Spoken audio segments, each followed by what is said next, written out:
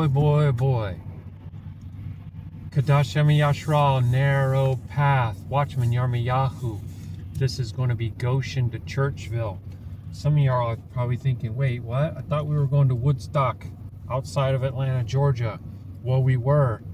And then my dispatcher unassigned my load, calling it old freight because I said I couldn't get it by 11. Not 10 minutes after that. No joke, guys.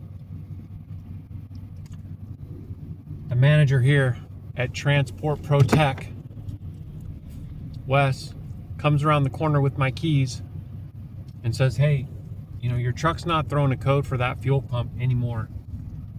And we think that the noise is just the pump passing some debris or something. You're putting fuel additives in there, continue to do that. We don't think that you should be spending the money on, you know, $700 to do the fuel pump right now. It's not throwing any codes and everything's running fine. There's no symptoms, nothing. It's like, Baruk Atah Yahuah, man, like I'm blown away, you guys. I really am. I'm blown away. You know, I'll just say, hey, Yahuah didn't want me to go to Atlanta today, you know, or tomorrow. Sit around here all day, get the truck work done, then go to Atlanta tomorrow. Baruk Atah Yahuah, that he got me a different load, and it has to be delivered tomorrow, but it's only going to New York, and so it's like, you know, I'll get probably 90% of the everything done today, most likely. But I don't have everything figured out as far as the logistics because I'm kind of like hopping and going. I saddled up, I got Gidgey back in the truck, and we're on our way. So we're gonna go get water because I'm almost out of water at the spring. I need to get coffee. I don't want to get coffee from Grandma's pantry, but I can't get the coffee I want. So, you know, we gotta do the best we can out here. It's a mess in the beast system. That's just how it is, you know.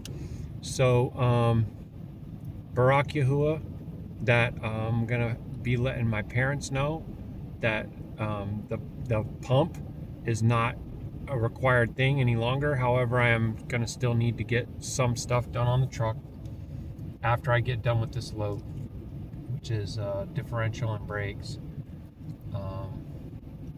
But yeah, so ultimately it's great news. Of course, you know, there's this skeptical part of my brain that says, okay, well, what if they don't replace it and then it fails? Well, it's performing, it's doing all that it's supposed to do, and it's not giving any codes anymore. They addressed the coolant issue. It was air, they burped it, and it's fine. Everything is running well. So the other issues are more maintenance related than actual repair related. But the thermostat was changed out last Friday. Man, I was just getting onto I don't know if you call it maybe a Google Hangout with this Aki Amar about the calendar. He's probably the most zealous brother that I've met about the calendar in a long time, and he has a lot of knowledge from scripture related to the topic of the calendar, but he's not at Shalum with my understanding and my rendering of the calendar, what I feel Yahuah has shown me. I can understand and I can respect it, but I also understand too that Abba alone is going to be the one that reveals some of these things. Like for example, him believing that you're supposed to not eat food on Yom Kippur. A lot of people believe that. I believe that comes from traditional practices of lying scribes, because it does say an offering made by fire unto Yahuwah on that same day. Qadash assembly. It's an afflicting of your soul to be brought down low, to bow down yourself, to humble yourself before the throne of Yahuwah. I'm not worthy. Thank you for loving me. Thank you for redeeming me. Thank you for calling me. Thank you for choosing me. All this. You know, a lot of what we see too about fasting in the scripture comes down to it's a personal and private thing between you and Yahuwah. You don't go around advertising, oh, I'm so fasting, oh, I'm fasting Yom Kippur, oh, how are you breaking your fast? I'm doing this, I'm doing that. This is what I see a lot of, unfortunately, right? And the scripture talks very much against that. You know, Yahusha says to do these things like in private, unless you receive your reward already. So for him to ordain a certain time to do it makes it almost like a, I hate to say it, but like a ritual, like a religious practice. My understanding of an offering made by fire is that you roast meat unto Yahuwah on earth and stones undefiled, as it says in Scripture, as Abraham, Yitzhak, and Yaakov have done, as the way of the ancient path is. The offerings, we partake in the offerings, just like we partake in the Pesach. The Levitical priests partook of the offerings. This is lost understanding to Yashar'Al. Okay? So Yahuwah is not going to tell you to abstain from food and to make an offering by fire or like on the same day. It doesn't really make any sense. Just like the Shabbat is a feast day, and we have a lot of feast days that say offering made by fire, and you go back and you look and you see that the patriarchal fathers would assemble together their family members and they would do these things. It was almost like a type of family reunion. Baruk Yahuah. Baruk Yahuah. So we're making our way over to the spring. Gidgy just rolls with the punches. She just, I want to be where you are, Daddy. I don't care where we're going. Just take me with you. She's doing very, very well. Unfortunately, I do feel like I will be running around a bit. But, you know, maybe I'm willing. We can break this up a little bit. I'm going to print out some paperwork when I get to the yard so I can phone ahead and talk to the dealership and let them know I'm coming. It is, I'll give you information on the trailer too. I believe it's a 29-foot fifth wheel, so I'm kind of like looking forward to seeing it, because I don't know exactly what it is, and yeah, I like to take little fifth wheels like that. That's pretty cool. And I think it paid $1.67 a mile, so even though it's not super far, like I think it's even under 600 miles, it's up close around $800 or $700 after they take out their $40 fee. They take $40 from us on every single load. But yeah, it's crazy because my dispatcher emailed me. It's like, are you going to be picking up this up by 11? I just need to know for my report. So I was like, most likely no, but if that's going to be an issue, please call me. She just replies back and like, I have to unassign your load. Instead of calling, like, I was like, what? Dang. So I was like, okay. I understand. I had already asked to call and we could try to talk about it, but it's 9. And it's like, yeah, I'm not going to be able to get there by 11. That's not even possible. They're just working on the truck. And then before I even got an unassigned email, he walks in with the keys and he's like, yeah, we don't need to do the pump. Well, Baruk Yahuah that they don't need to do it, and may it prove to be true. May the truck be dependable and reliable and safe, and I get out there and get this other unit and get going. Man, there's a mansion next to me that is unreal. What that person's residence. Wow, that's crazy, bro. So yeah, I went from thinking I was gonna have hours and hours and hours to kill, and I was gonna talk to an Ak in South Africa about the calendar, to gotta go right now, and we're just humping and hauling. So I'm trying to make my way to the natural spring to restock my water supply. Baruk Yahuah, Halalu Yahuah, all esteem to our King, Tada Abba.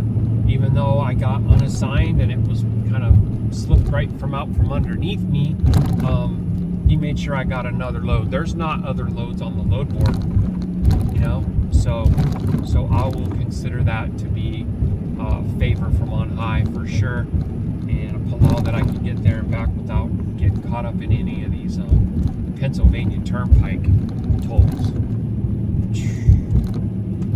I never seen such insanity in my life. But yeah, man, we'll catch up with you guys here in a bit. Let me just hustle to get the stuff that I need before we depart, and we'll be on our way. Hallelujah, Yahuah. Shalom, shalom, family. Hey, shalom. Okay, so this is going to be the 29-foot fifth wheel Coleman Legacy, and it's going to Churchville, New York from Goshen, Indiana. The GVWR is 9,800 pounds, and I was looking for another document. I'll look for that in a second. Let's show you the trailer real quick. All right, shalom. Okay, so I found the other piece of paper, and it's basically saying that it's 486 miles at $1.67, which is 811, but they take 40 out, so it knocks you down to 771. I mean, that's the unfortunate part, but that happens on all of these. So just to get some perspective with how Abigail looks with the trailer on. Very straightforward, very level. I don't appreciate how low these jacks are in the back. I mean, they are like really close to the ground. I mean, what's going on with that? You guys, I don't dig that at all, but that's up, you know? So that's kind of crazy. And I don't really want to put the plate on here, but try to show you most of what's going on there. Solar panel up top, large awning. Not really too sure about the specs on it, and I don't think it's one of the more high-end or expensive models. But yeah, this is the load that we got, and so we say Baruk Yahuah. All right. So I don't feel that I've really done anything exiting the yard on these before. There's plenty of units here, you guys, but it honestly, it's not like as filled as I've seen it. But there's quite a few, you know. I gotta punch a code in the gate up here, which is starting to close. So, and then I'm supposed to click a few things to try to get my advance payment and my what they call yard exit. So stand by, Gidgy stay.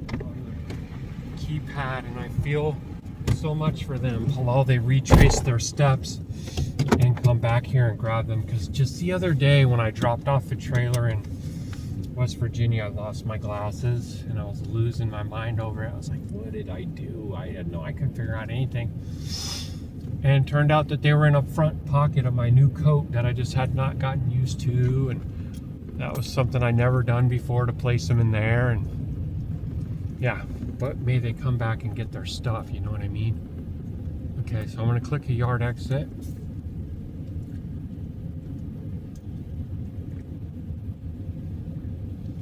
I think the last time, maybe I didn't wait long enough. So the yard exit request is in play. So then, let me close the app. I've already logged myself as driving. Excuse me, I have the navigation up and going. I'm gonna try to relaunch my driver app and see if now I get a thing where I can put in Pay advance. I don't see it. Okay, let's try just calling them.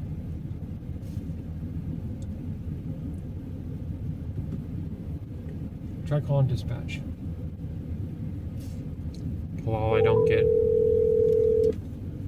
a voice message box.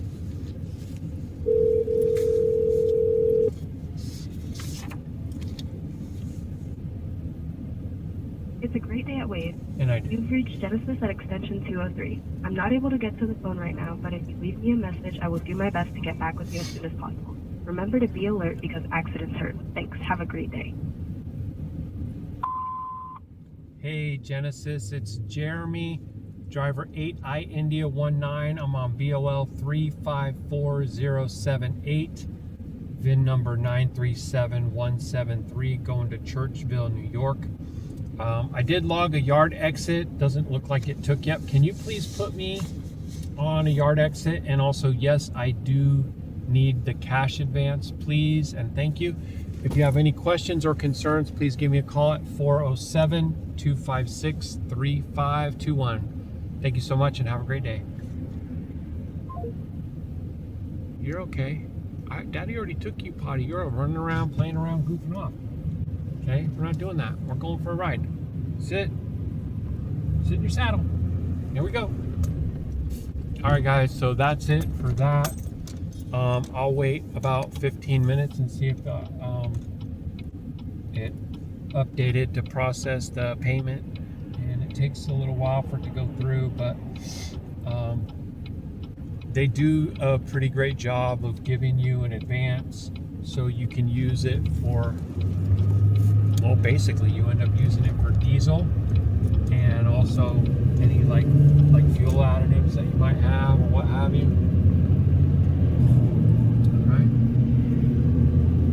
So far, I would say that this thing is towing like very well. We'll see how it goes.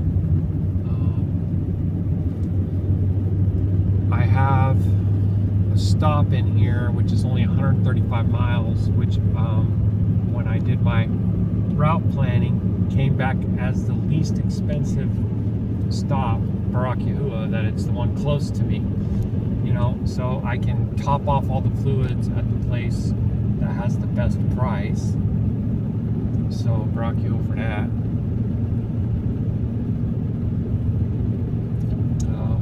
My little girl is really all up in my face, and I'm not too sure. Like she did that to me earlier, and I thought she needed to go potty, and I stopped and let her out, and she was running around, goofing off, being silly. But she's kind of back to doing it again. You need to go potty? That's a no. Sometimes she just needs some reassurance, like the rest of us. Baruk Atah Yahuah. Dang, what a crazy adventure of a day. Like it was an about face. Like, just become like, all hands on deck, hurry up, go, go, go, and Baruk Atah Yahuah, here we go, we're on our way. And, you know, not too shabby. I got the word at 9. I had to stop, I had to go get water at the spring, I had to stop and get some coffee, which, I'm disgusted by how expensive that was, and it's not even really clean. I'm telling you guys, man, this whole economy, everything is falling completely apart, and it's a few and far between folks out here that actually do any kind of quality work, you know, that have any kind of quality upbringing or any proper instruction. Everything just gone completely sideways. I saw somebody posted a meme that said, you know, children from the 90s remember this, and it was like a screenshot of a part on the application where it asked you to check M or F, you know, and the person was getting shredded in the comments. And I was like, what the heck? Really? Wow. Like how to start fights with your neighbors for the win, stuff like that. Like, okay. I didn't know that there would be really anybody that would be opposed to that, but apparently there is, and that's just how it is. And, you know, so when you have a broad path that leads to destruction, and you have a world that's been given over to a reprobate mind, then that's why you feel like common sense ain't so common, because it's a falling away. And ultimately, I guess they're never truly above us, but yeah, it's wild. So let me just check out of curiosity. Let's see. So I have 10 hours of drive time available. So it's a situation where I feel like I could probably go all the way. But then again, I can't, for the simple fact that there ain't gonna be anybody that can receive the trailer. So I've found a truck stop that's very close to there, and what I'll most likely do then is just spend the night there and go ahead and finish off the delivery first thing in the dawning. You know, but then the interesting thing becomes, what do I do about Shabbat? I honestly, I think I could just go ahead and make it all the way back then to, you know, tomorrow. Get down there, spend the night, drop it off, get back here, spend the night here, have Shabbat here. And, yeah, I don't know. I don't feel like I can really get, actually, I don't even think Wave is going to be open on Thursday itself, because that's technically their Thanksgiving holiday, right? But if I can get a load assigned to me on Friday, then I can make arrangements to drop it on the 4th, and I can try to get something big going forward that pays well. That's what I need. Because then if I could drop that sucker on Friday the 4th, you know what I just said?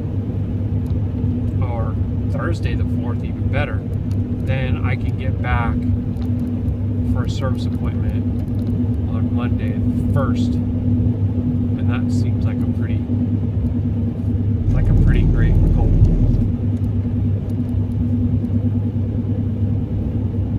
See, now it's telling me that I can click on pay advance, but I've already started driving. They tell you can't stay there and you gotta go.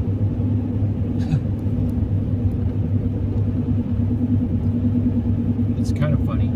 I know it's not their fault. Like, some of this stuff was already in place before. I don't know what they co-leased that yard or something to another company, and then so they don't want us like hanging out there. I'm not hanging out. Came through the gate, tried to then click that I've exited the yard, which is one of the required things. Then if you want to pay advance, you got to wait for that button to show up, but it takes a while. But if you get too far away from the yard, then it won't work either. So kind of interesting. They almost end up creating the very thing that they're trying to avoid. And I see that a lot in this world. So no worries. Alright guys, oh dang, I just looked over at the camera and seen those clouds. Can you guys see the wave pattern, the frequency manipulation that's there in the clouds? Can you see it?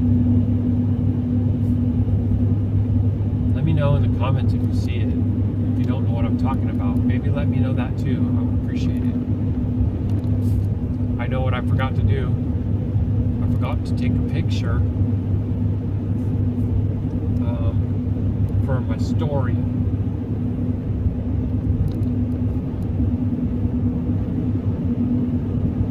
Got to take a picture for my story. Can I? See, what time is it at home? 9 something? Well, my baby should be either up or getting up soon. Talk to her.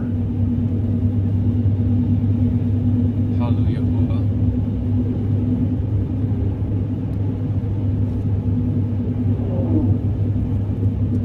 Yeah, this thing is going down the road very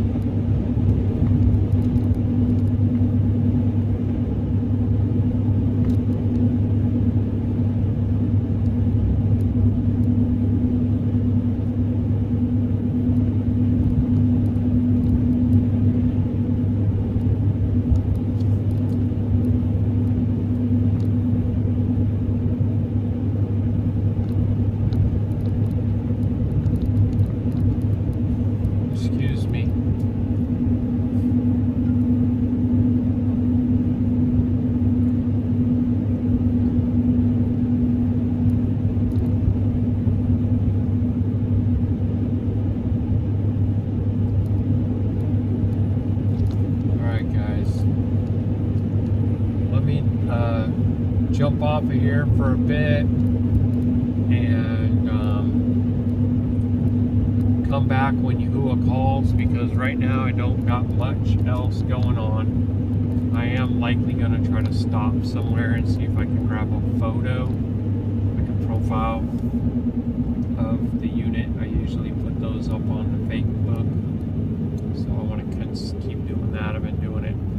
I don't know if I've done it every single time, but pretty much, right? Trailer brake engaged, maxed out to level 10, and barely able to stop the trailer. Why? Because they're brand new brake pads and they have film over them, and you got to break them in. Dang, I don't like those jacks being so low in the back. That seems like a very unwise design.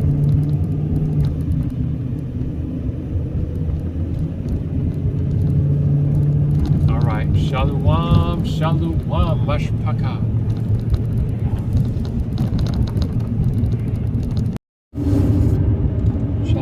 Shalom, guys. Looks like I'm in a place called Perrysburg. Getting ready to take an exit, which should make us go in the direction of Toledo, Ohio.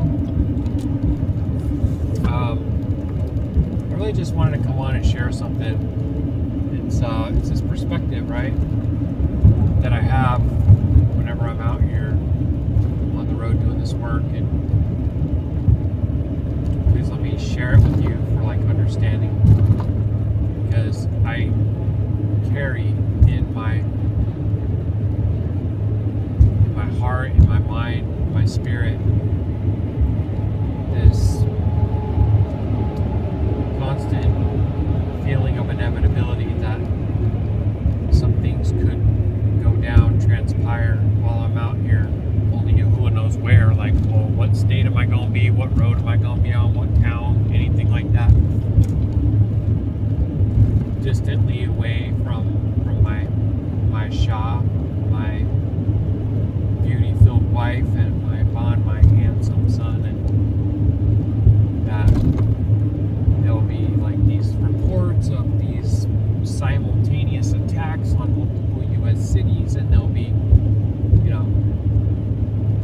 harm done to the water supply, whether it's by cyber or by terror or whatever.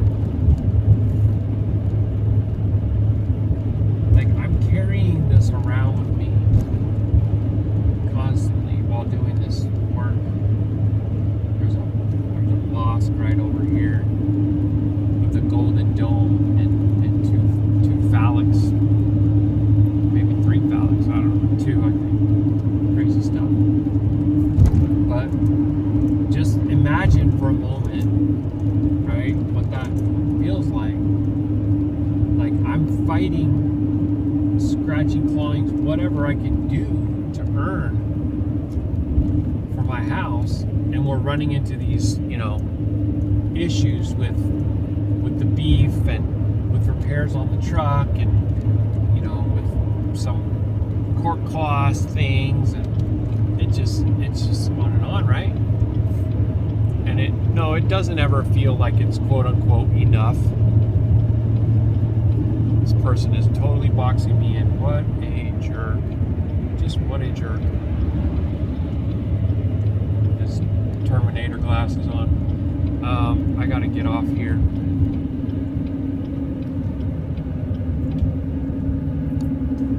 So I'm constantly away. I don't have showers whenever. I don't get to eat whatever I want. Sometimes I have to settle and I have to eat stuff that I actually believe in my heart's conviction is poison, unwell for me.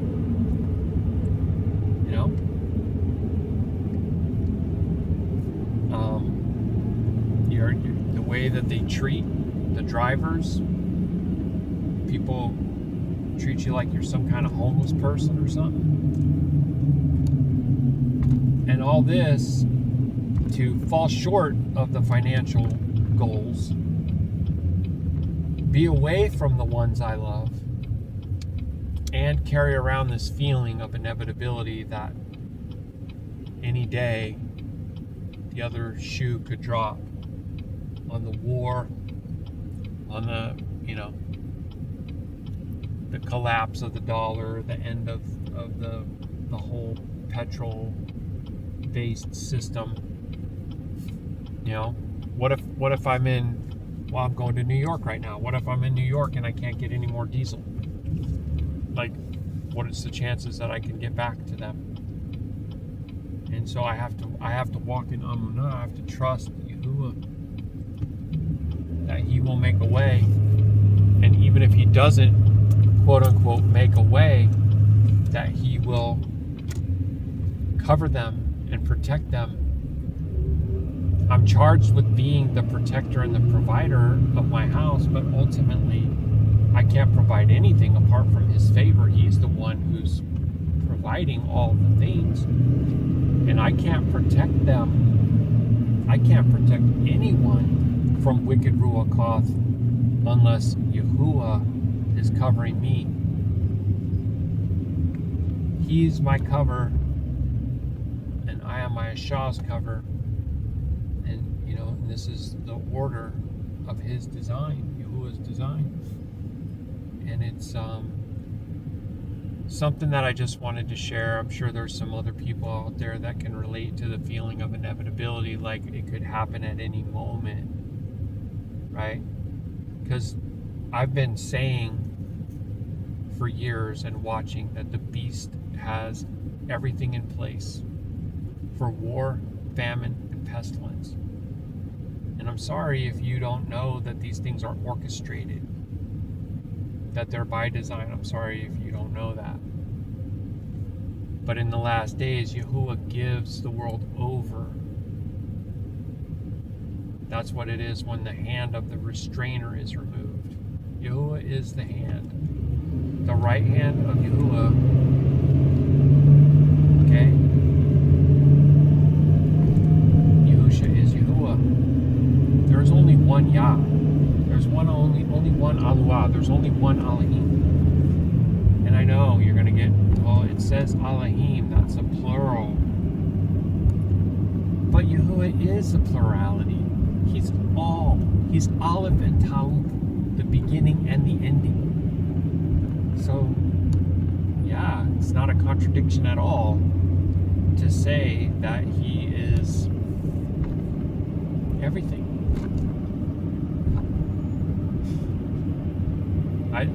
I say this like an action. If I say that He's our all in all, they go, oh, Aman, He's our all in all. So they know this truth. But it's a strong delusion to believe that pestilence is just a natural response of science and Mother Nature, that it doesn't come from intentional sabotage, manufacturing and introducing all forms of toxins into the environment in order to create.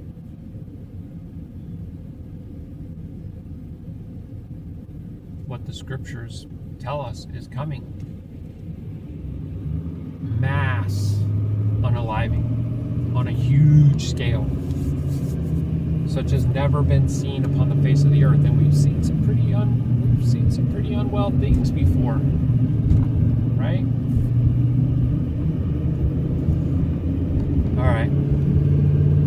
I am 12 minutes away from our first stop. We get to use the facilities and get some diesel.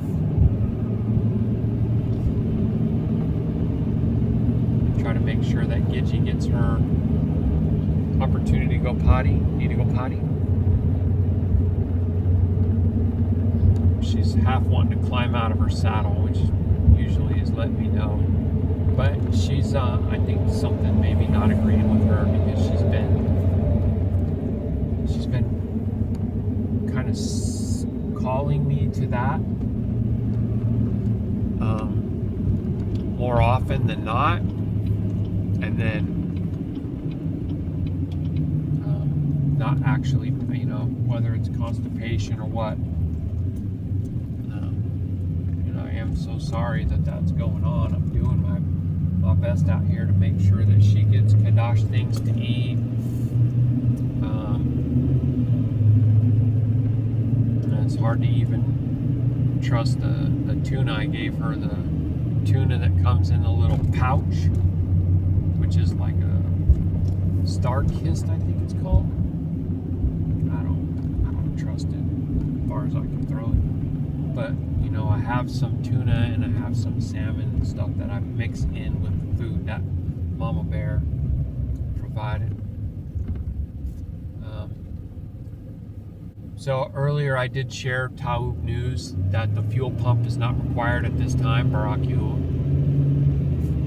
Let me also tell you that the beef lady, I've been calling her because I don't want to just come out and say her name on here, but she completely did a 180 from being really hard and being like, yeah, sorry to hear that you're having struggles in life, but when can you pay me? To, well, we'll just go ahead and release the $800 worth of ground beef that to you. So, Hallelujah Yahuah, we already paid for that, and it technically doesn't have any nameage on it, as far as I understand, based on what my Shah said.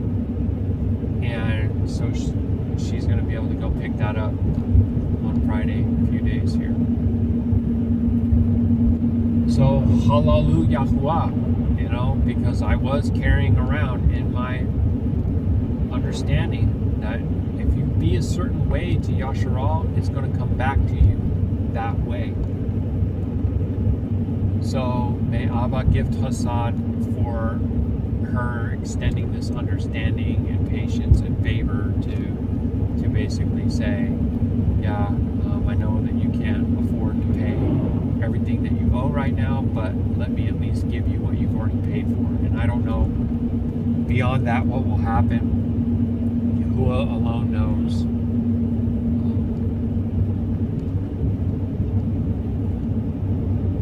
So all praise and all esteem be to our King,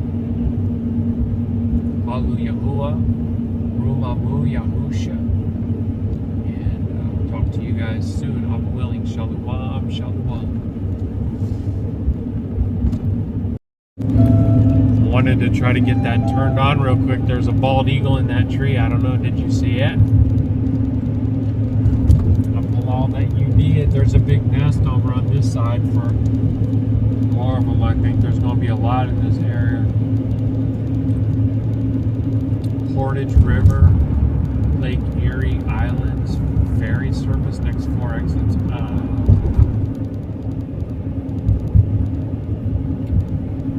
Well, I know I'm in Ohio, and this is going to be a thin strip of land with water all around. So I guess I might as well leave the camera on. Let me see if I can do something with the zoom here.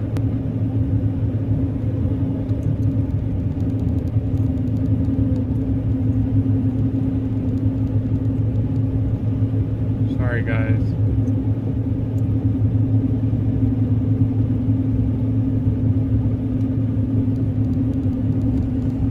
Trying to get it on 7 and it's constantly bumping me.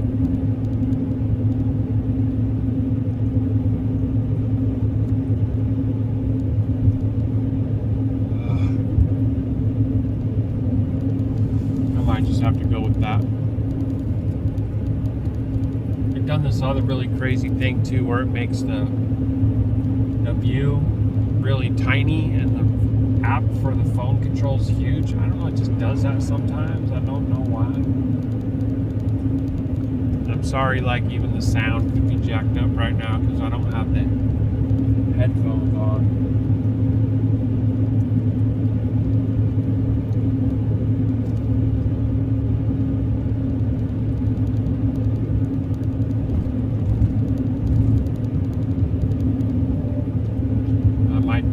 Try to take a moment and reestablish something a little bit better.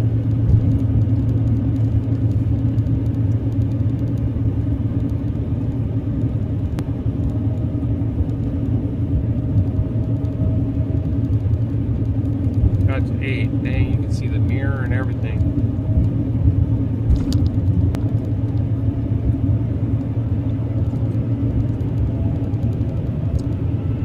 Maybe more zoom is better. I don't know. That looks alright.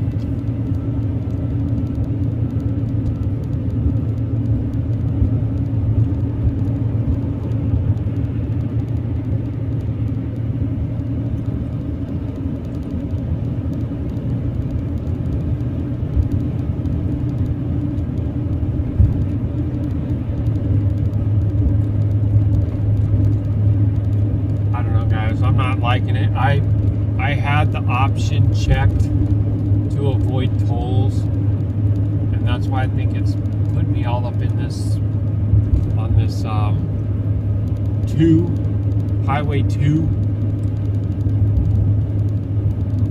And sometimes, you know, you end up getting some interesting things to look at. And I mean, obviously, like that bald eagle, I saw really cool owl before that. Looks like there's a huge nest coming up in one of these trees. And right now, because of the time of season, you don't have a lot of leaves there obstructing your view. You can clearly see a massive nest. And there's an eagle right next to it. Right there, right there, right there.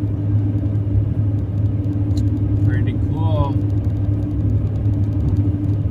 It's all like dreary, overcast, like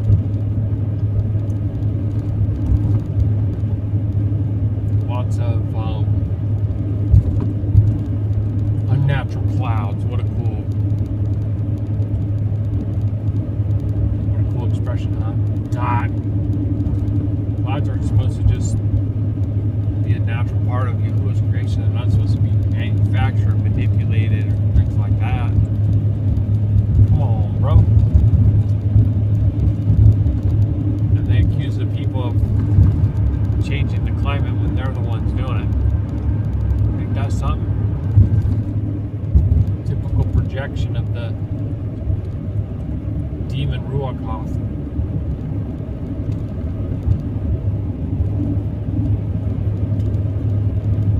Blame everyone else for what you yourself are guilty of, yeah.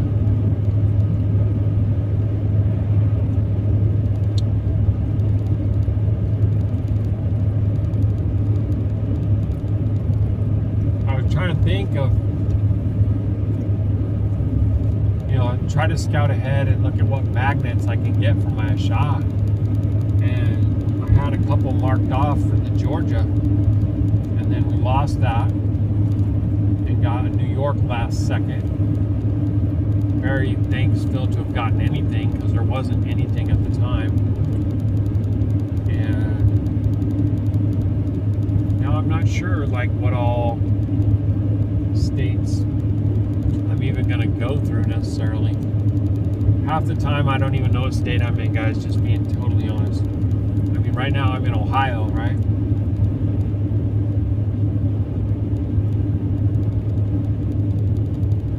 Got to go up by Cleveland.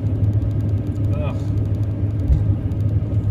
I don't think I've got too super close to Cleveland yet. So here we go.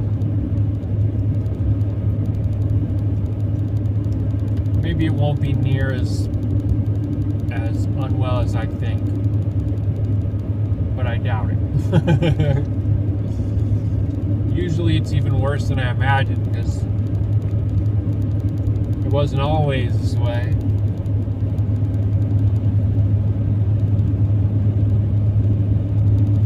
But yeah, lots of things are going downhill fast. Kind of like being in some of those little towns, like the one we just went over instead. But, you know, that's just me. Probably you too. Or maybe not. Who knows? Alright, 65 miles an hour. And we're going to be on it for 70 miles.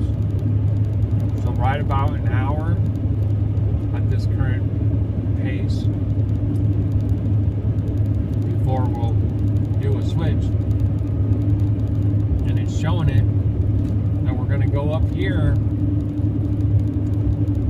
welcome to Shores and Islands, Ohio. Man, I don't like that. I don't really want to be up around no islands. I'm just saying. But it is what it is, and I am where I am, and Yahuah, please help me. Please help me. It's one thing if this is where you planned to come. Plus, nowadays, look at what you got going on. Like, that entire thing is closed. What if I had to use that and I have to try to figure out some other way? A lot of times, too, Google Maps doesn't even act like it knows that a ramp is closed or there's construction. It'll sit there and ask you.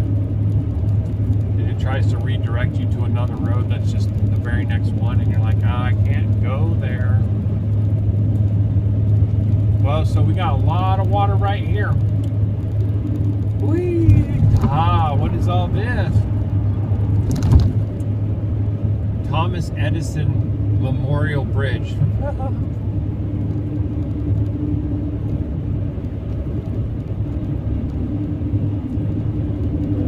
Some of this stuff through here kind of reminds me of, I don't know, like Florida, like a causeway. We're going to go up and over.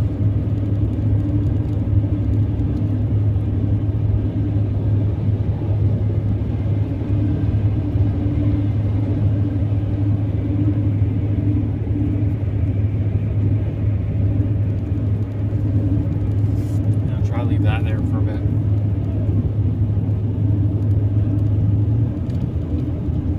Got this minivan in my blind spot. I don't want to be in the fast lane. Alright, so now we're going up and over, coming into a place called Bayview.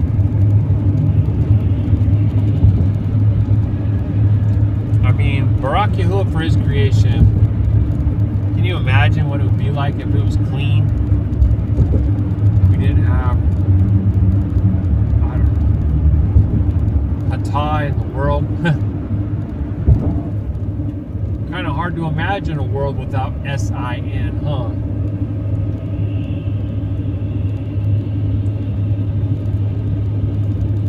Well, the scripture says that Yahuah created the earth for Yashar'Al. All of Adam gets to partake in it now, but it wasn't created for them, and he's going to renew it like a gift, like a wedding gift to his bride, pure and undefiled. Can't wait. There goes a massive eagle's nest over here on this side again. Definitely a lot of eagles around here. I can see one in the tree over on your side right there. Right there.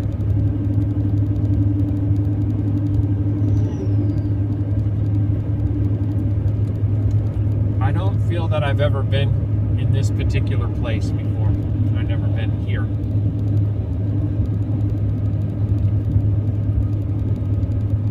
And so, Yahuah for showing me. It's like a big wetland area or something.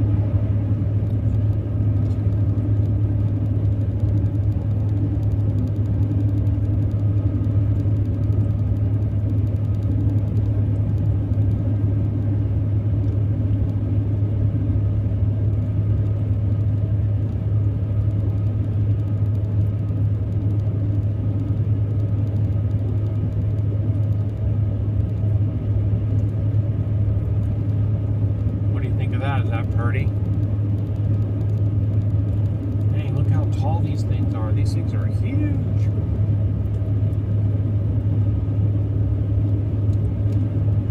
They're just feather dusters, you know. Just kidding. Feather dusters. Cedar Point. Cedar Point coming up.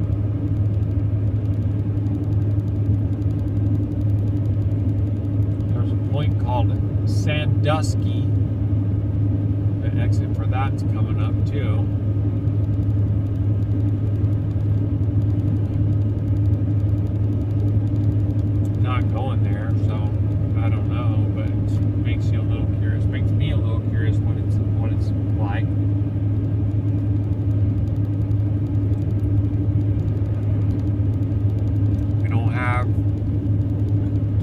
sightseeing or nothing like that. No, this trailer has to be dropped tomorrow. That was the agreement. One of the other dispatchers is the one that got this load for me, and he's like, first he's like, where do you live? And I was like, Washington State. He's like, let me see. And I was like, oh my gosh, is he going to give me a load? Going to Washington State when there's no loads on the board, you know? They can see stuff that we can't see. And like, I don't really have anything going on there. I was like, oh, that's all right. I just need a load. I got to pretty much work back to back to back to back. And he's like, I have one right here going to New York. I don't really have anything else right now. I said, I'll take it. Thank you so much. He's like, can you deliver it tomorrow? And I said, how many miles? How much miles is it? And he told me, and I said, yep. He said, okay, it's all yours. So, I don't know. If only being out here doing this, making these types of sacrifices, would pay what it really should pay. You know, that's the only thing. And it probably is, despite or if you could like take away the excessive fuel cost. There's no justification for the fuel to cost what it costs, and then they're gonna go ahead and gaslight you and tell you, go ahead and gaslight you and tell you that it's like, you know, cheapest ever when adjusted to inflation. Oh, we brought it down so much. Oh, it's $1.20 a gallon, whatever. You freaking guy lies out of both sides of his face because he's Janus.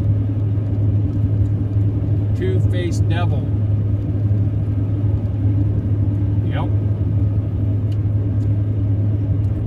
Double talking jive.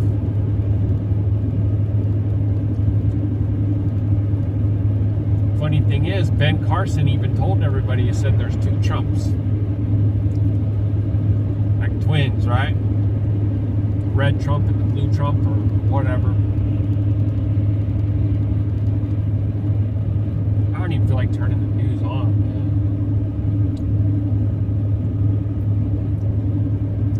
Well, I thought this area was going to be something really cool to check out. And of course the Eagles are amazing. Baruk Atah Yahuah for your creation.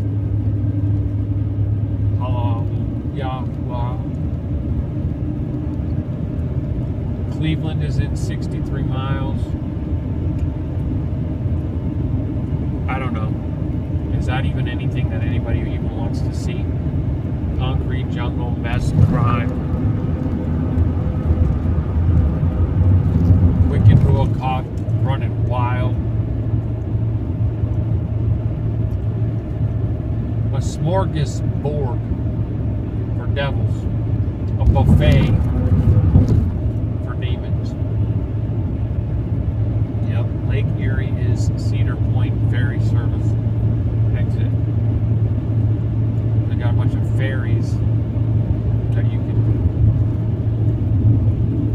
take to get around. That's also like how it is in Seattle,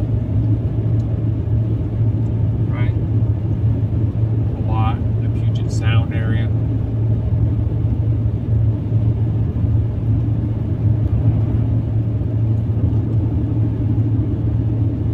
We're off this massive body of water. I guess that's Lake Erie. It is Lake Erie. We're going to be all up and around Lake Erie pretty much the entire time, it looks like.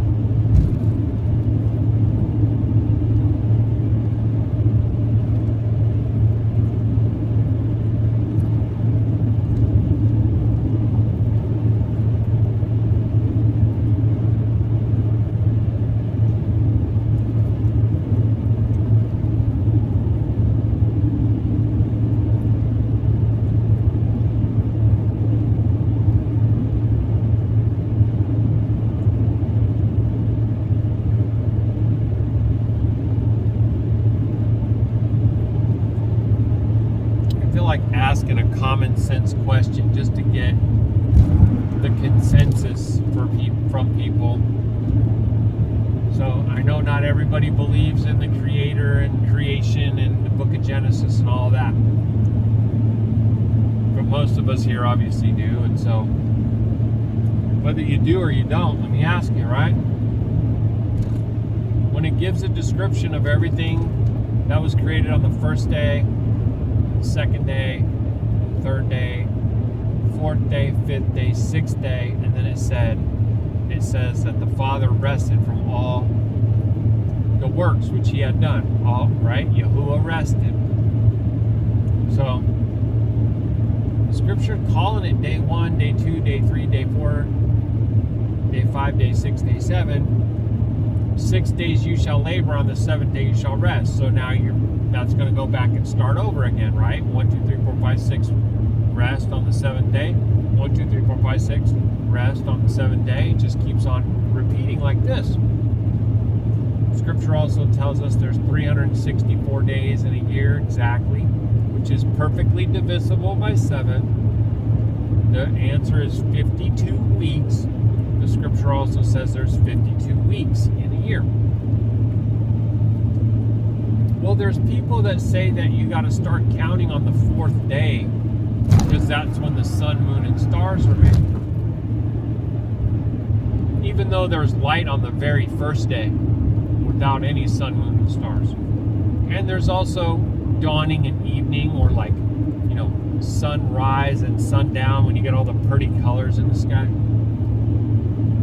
You had that on the first day, second day, third day, and you didn't even have sun, moon, and stars till 4th day. So my question would be then, if you say that we have to start counting on the 4th day, what about the first 3 days that Yahuwah counted?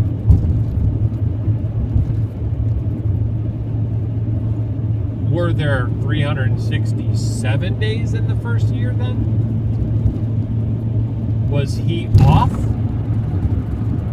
I'll ask you this. Are they right and he's wrong? See, none of this stuff ever rested well with me. That's why I could not go with the Enochian calendar the way it's understood. I think that the enemy usurped some of the writings that were there for the calendar in the caves of Qumran in order to turn everybody into following sun worship, making your count have to begin when the sun was created, which just throws everything off those 3 days.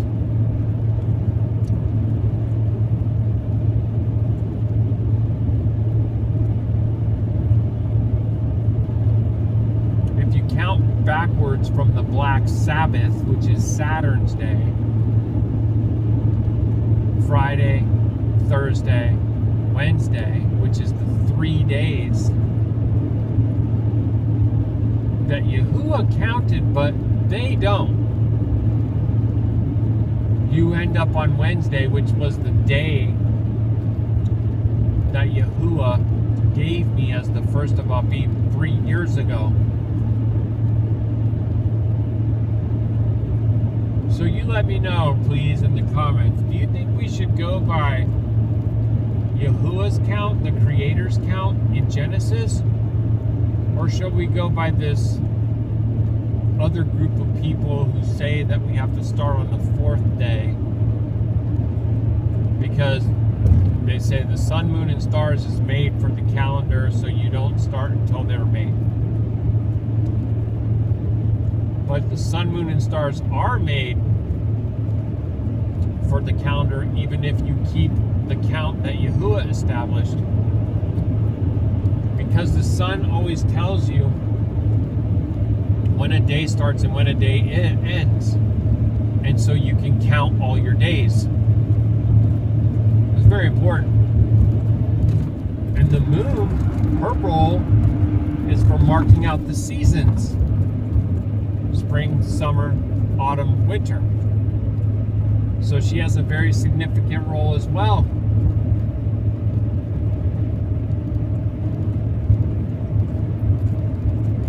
Well,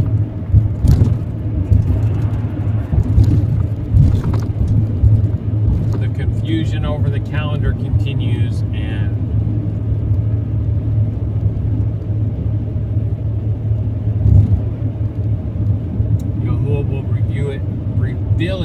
His people and His timing. Huron, Huron. Stinks over here. Shores and islands.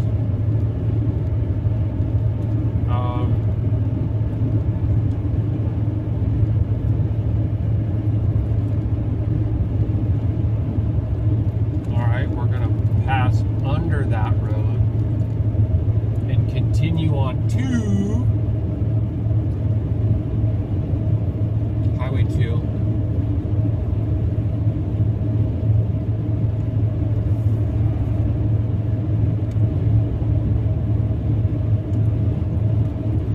Quite the clouds we got going on all around.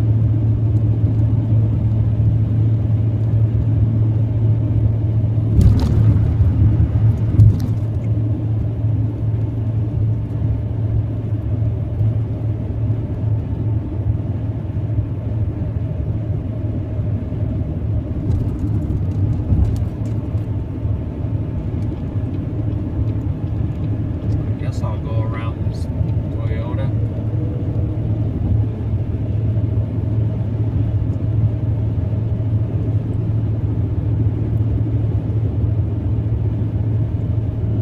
Oh, I got some messages from my babe.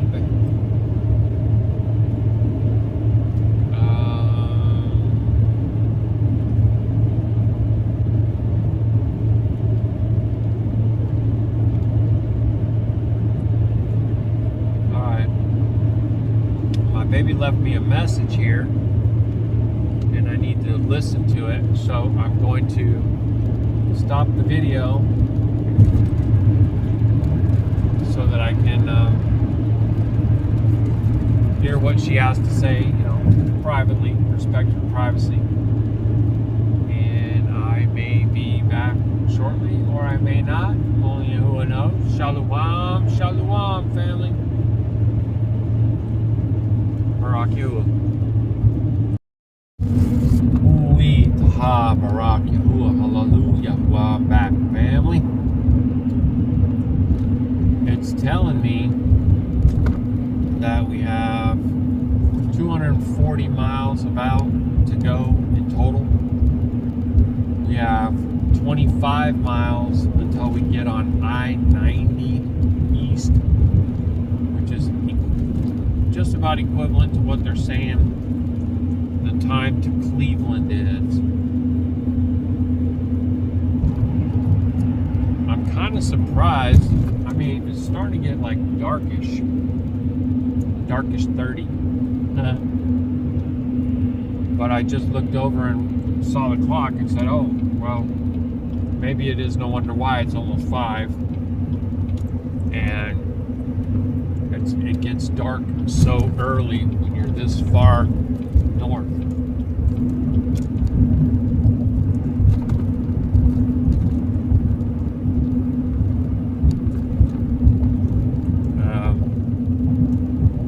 Baruk Yahuah. I wasn't sure if we're gonna have much to look at or not. I've never actually been here. I imagine Cleveland to be a very large, sprawling, spread out, industrial type city, but who knows what we'll see. That's Black River, they call it. Baruk Atah Yahuah.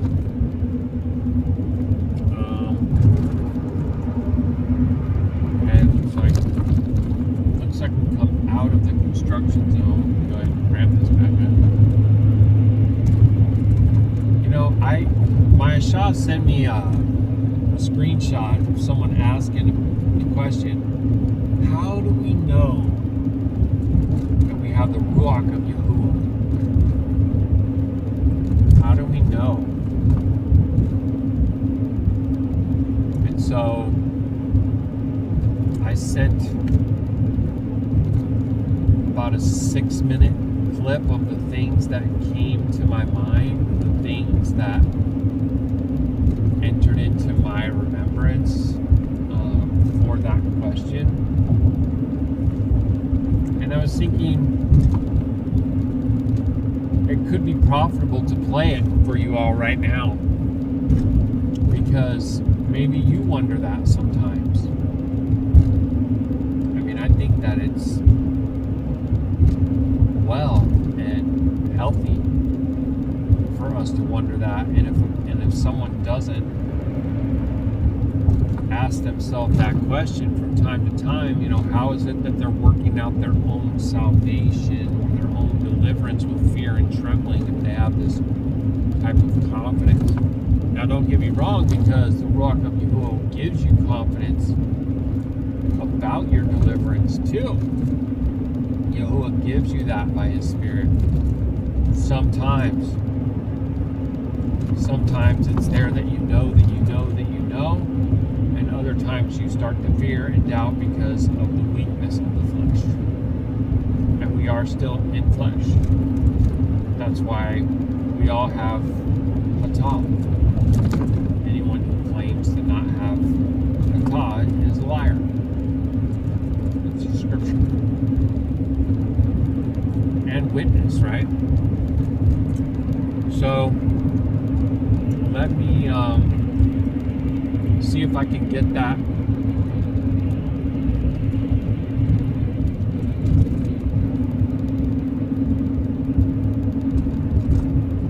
Hang on 1 second.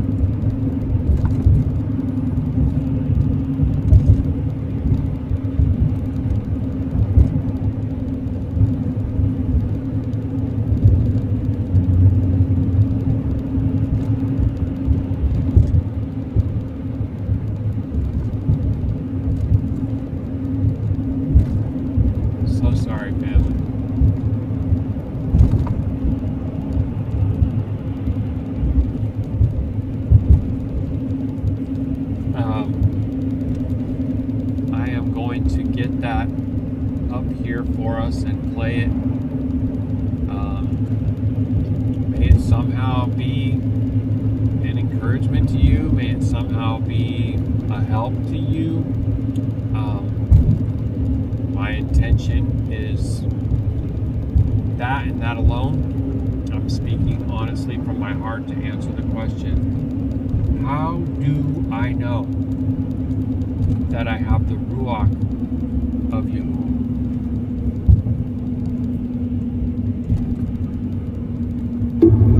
Hi, baby. Baruk Yahuah for his work in waking up our sister.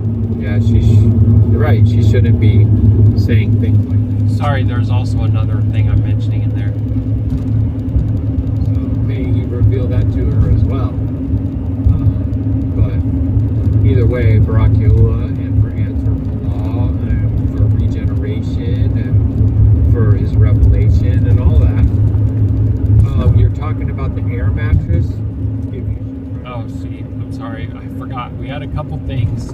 She had 3 things that she asked me about, so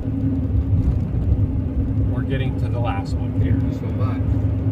And let's see, this person is saying, how do I know that I have the Father's Ruach? That's the question. I mean, it's a very complex question, obviously, right? And unfortunately, I'm just going to share some thoughts. I'm not saying tell them this. Unfortunately, we thought we had the Ruach of Yahuwah, and we didn't. And that's a common thing that people have. But how do we know others? Like, how do we know them? We know them by their fruits. So we know that they love Yahuwah and guard His commandments. I do believe that they would be. Oh, geez.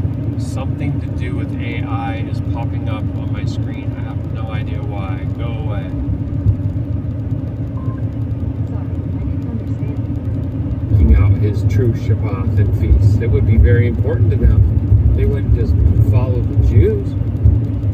That's insane to me.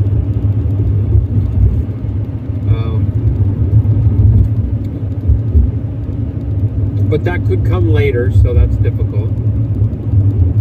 And the same thing with the pure lip, like removing the names of foreign mighty ones, for example, and curses. No, not getting it perfectly, but striving to pursue the truth. Really being in pursuit of truth, not being proud and puffed up with knowledge. So the balance of the love is essential.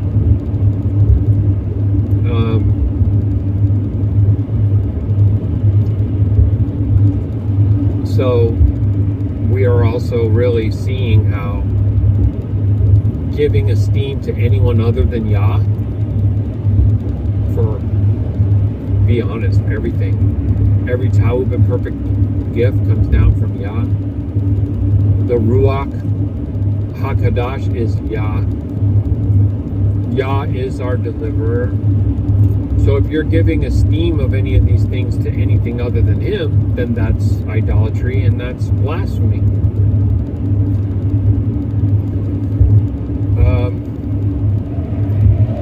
How to just come right out and answer that particular question?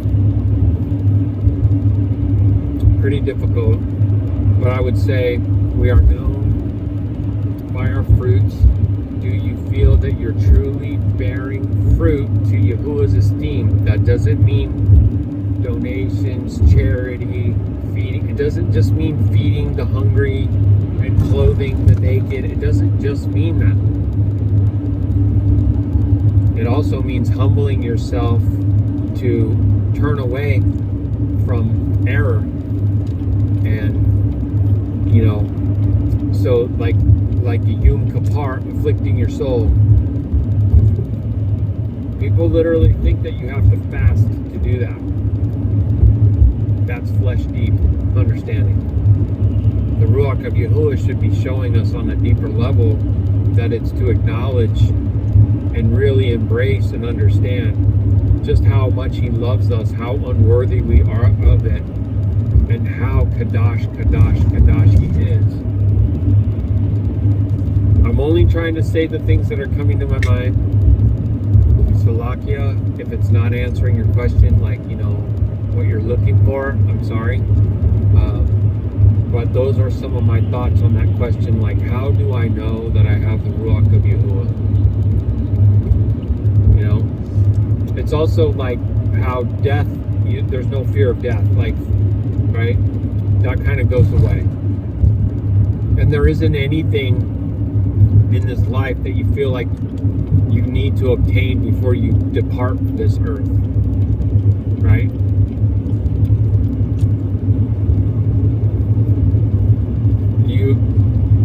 You wish to know nothing but Yahusha impaled and resurrected, reigning on the throne, right?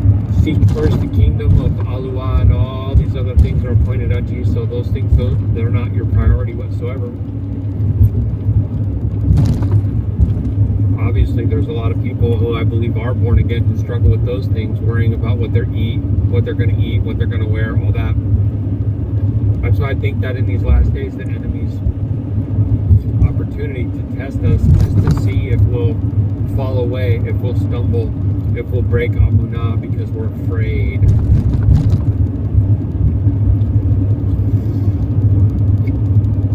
But the scripture says that the one who endures unto the end will be delivered, right? So I think it's also very healthy to work out your deliverance with fear and trembling. And that it's a really great sign if you're asking that question in a sincere way, like you really want to know. It should be one of the most important things. It should be the most important thing that we could ever need to know the answer to. Like the disciples in the upper room were going around, Yahusha was saying, one of you is here betraying me. And they're like, is it me? Is it me, Adonai? Is it me? Like, they're like, oh no, Allah forbid, right? Baruk Atah Yahuah. It helps, baby. I love you so much. Okay. And I do apologize if that was difficult to hear or anything, but I do halal that it came across and it was a help to you. Of course, you know, it's happening again is my my little road dog here. She's all up on the edge of her saddle wanting to get close to me, like she's trying to tell me that she needs to go POTTY. But I don't know for sure, and now here we are. Like, this is not the place I want to stop, right?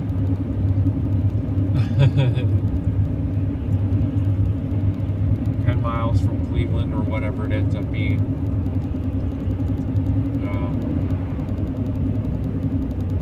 So I'm going to try to continue to press on and see if I can find like a rest area. You okay, baby? You need to go potty? Huh? Okay. Maybe you just want to look around. Maybe you're just trying to be tall so you can look around. How about that?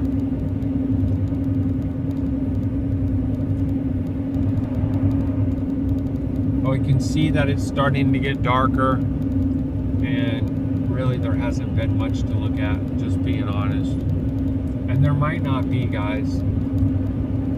So why don't I just go ahead and stop it for now, and we'll see what comes of it, if I'm going to turn it back on or not. Baruk Atah Yahuah Mashpaka and Yahusha HaMashiach. Amen.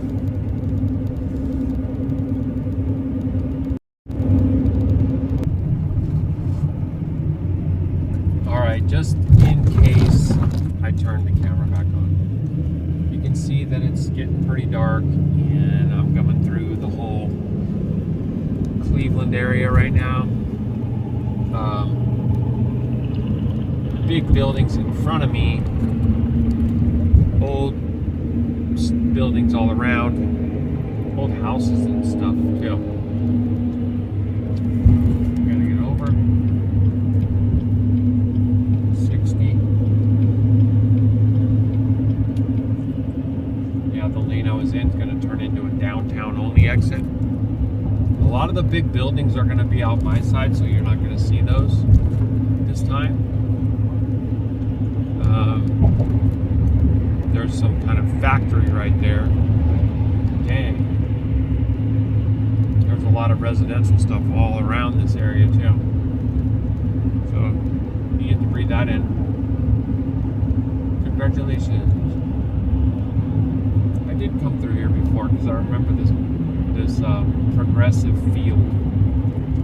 Okay, so Cleveland Indians. Home state of, dang, it stinks here, y'all. Like, it straight up stinks. Oh.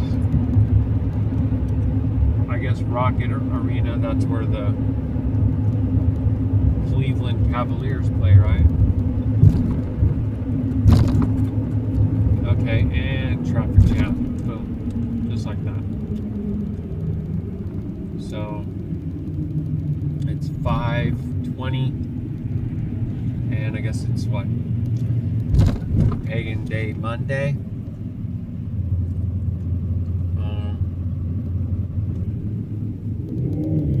So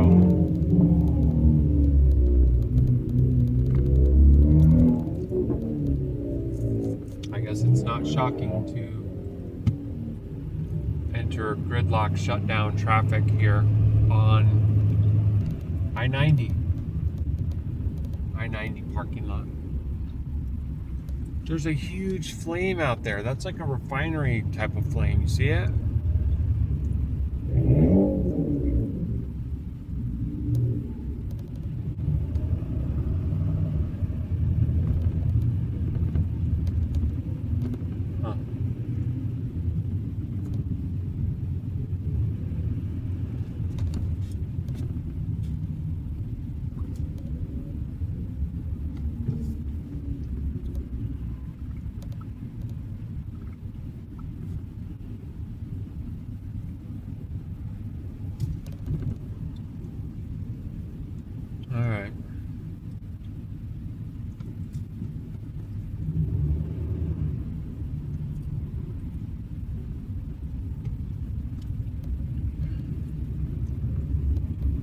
this isn't the place where you try to make a pit stop. So, I don't know.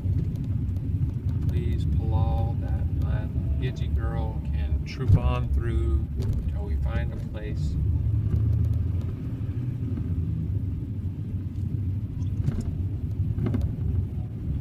I had to hold it for so long earlier. But she's just a baby. She's just a baby girl. That's just my baby girl. I love my baby girl. Baruk Atah Yahuah for my old Gidgy. Road companion.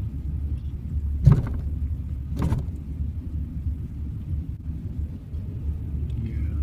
I love Baruk. Wow, there's some crazy buildings over there out my window I'm looking at. Old world looking.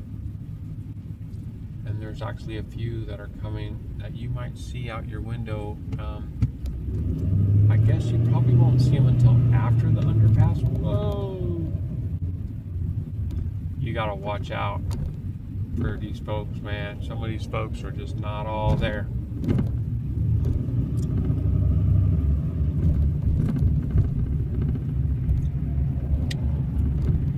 Sometimes the walking dead are literally like the driving dead, you know what I'm saying?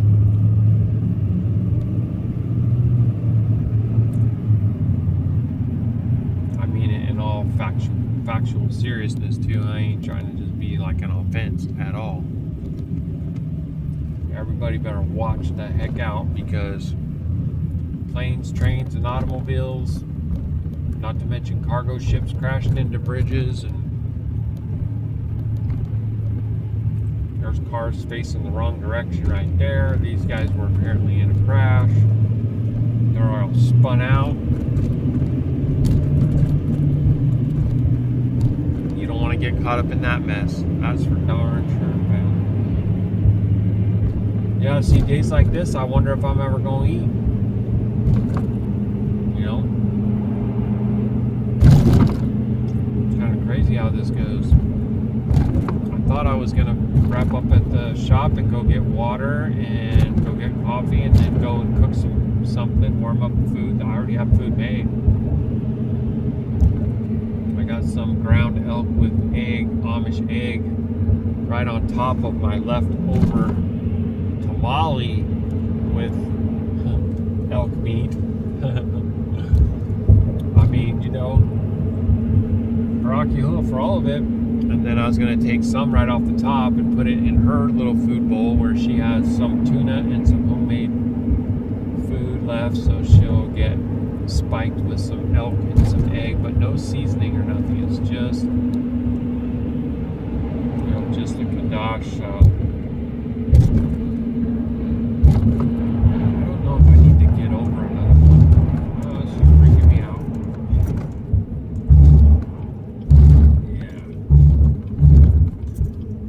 This area is crazy, y'all. Y'all are tripping. And there's like a big port out the left side of the truck here. I guess that's not all that Lake Erie still, right? Okay, I probably could have stayed in the lane I was in, but I wasn't sure, so just err on the side of caution. And we're going to continue on this for 11 miles. Speed limit's 50 through here. Temperature's dropping.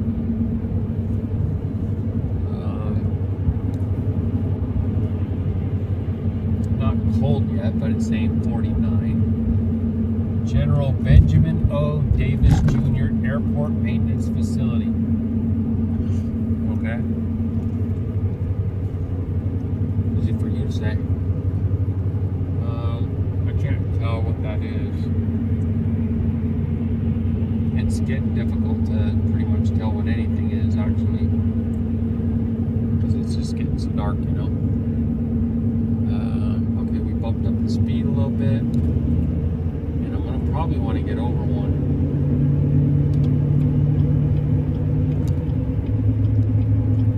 I don't know about this pan right here, dude.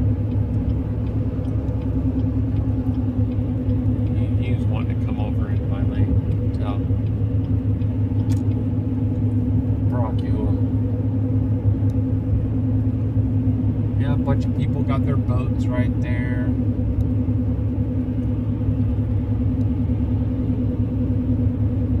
Storing them, you know.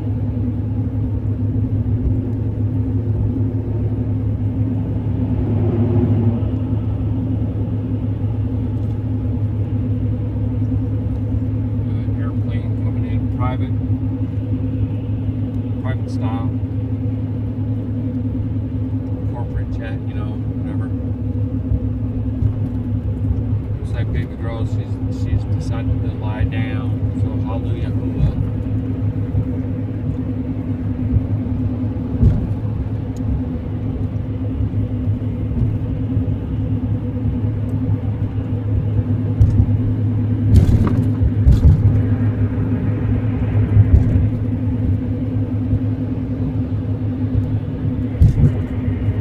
Visibility out over the body of water there. I don't know if there really ever is anymore.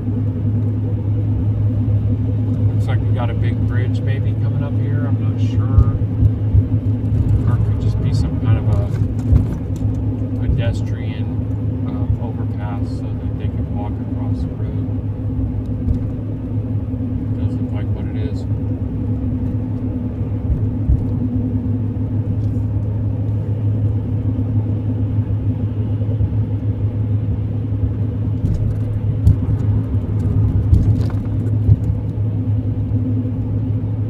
Alright, family, well, my apologies. I know kind of all over the map with this one, but there isn't really anything to look at right now.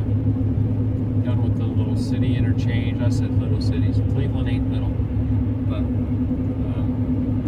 that segment, little segment. And I know you probably didn't even get to see that much, but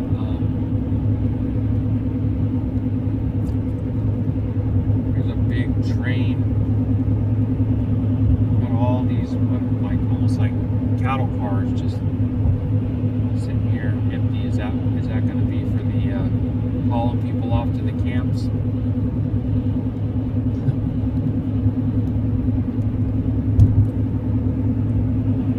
Fallen Angel advertisement up on the big billboard right there. Oh yeah, it's telling me I got almost 4 hours remaining and that it's going to be 9:15 when I get there. So I'll need to make a decision if I'm going to heat up my food tonight, which probably would be most wise. That would actually be the most wise thing to do. Yeah, I think I'm going to lean towards that. Allow that there's not too much wind or anything. It's not so cold that I can't use the propane.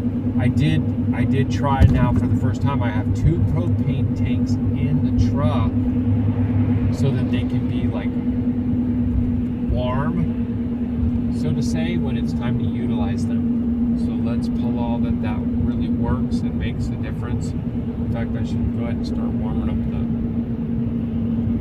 the under seat area.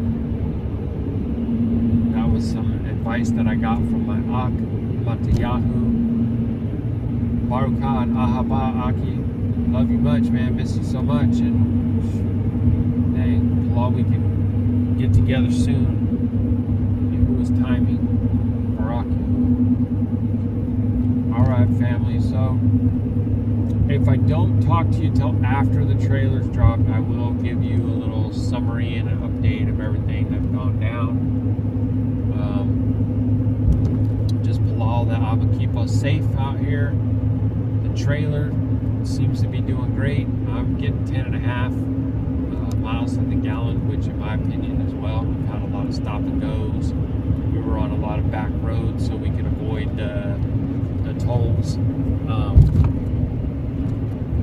I may end up finishing strong, being that I'm probably going to be on 90 now the rest of the way. I mean, I don't understand, and finally somebody else made a video that got views, because I've been saying this about nobody listened to me. How the heck can you take federally funded interstates and apply tax tolls to them? That's double taxation. These are federally funded interstate going meaning from state to state, interstate, comes from the federal budget, all our tax money. I mean, talk about just rolling over and playing dead. So they're gonna go ahead and put toll roads on already paid for roadways, and y'all ain't gonna say nothing. Okay. Make America great again. Shalom, shalom, family. Shalom, shalom, family. Baby, she's so cute. Yeah, she missed me. I was outside making coffee. I came back and she was perched up on top of this bag right here like it was a little throne. So cute. And I told her, get in your saddle. And she come right down into her saddle. She's doing very well. She had her some elk meat last night and a little bit of egg with her leftover food. And she did wreck it, Baruk Atah Yahuah. And I wrecked mine too. And I put the camping bin on the ground on the truck, or on the ground in front of the truck, and then I put the little stove top on top of that and just heated up the food right there, put some water in it and kind of steamed it back to life. Ruach Yahuah. So, and we did sleep well. I don't know why, man. The Jackery will, I toggle the AC and DC outputs, because it seems like every 24 hours they'll stop charging. Even though the light's on, it's not charging. So you have to like turn it off and turn it back on. So my jump box got down to 15%, and I was like, oh no, because I'm thinking the fridge is going to throw the error code that it did before again. But Baruk Atah Yahuah did not throw any errors. It's saying it's... Actually, does that say... See, now I'm confusing, man. Does that say 35 or error 5? It's adjusted to 37.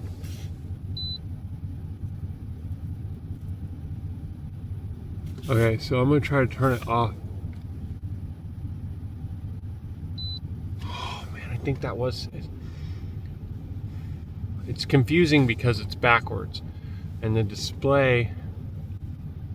Now I'm panicking. Don't panic. Oh, don't say that word either. Dang it. Salakia Yahuah. Oh, it's saying it's 53. So it shut down. Dang it, man. That's so stupid, because it was literally sitting there showing that it had like 100%.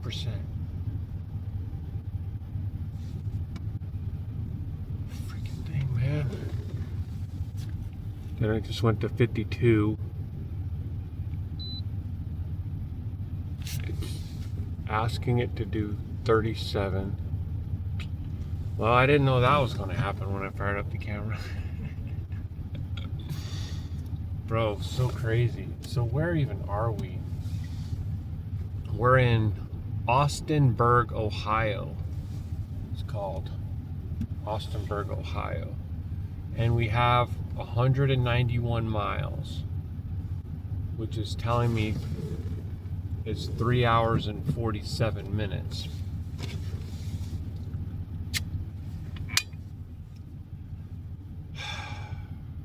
You know, if I was just a guy who spent the night here and then went and ate Denny's or McDonald's or whatever and then just got back out on the road, like, all this stuff would be so much simpler. But no, I'm trying to get clean water. I'm trying to have clean coffee. I'm trying to bring clean meats and get cream and eggs. I'm trying to juggle all this stuff, and it's like the freaking world makes it impossible for us to just have clean food, a bunch of them.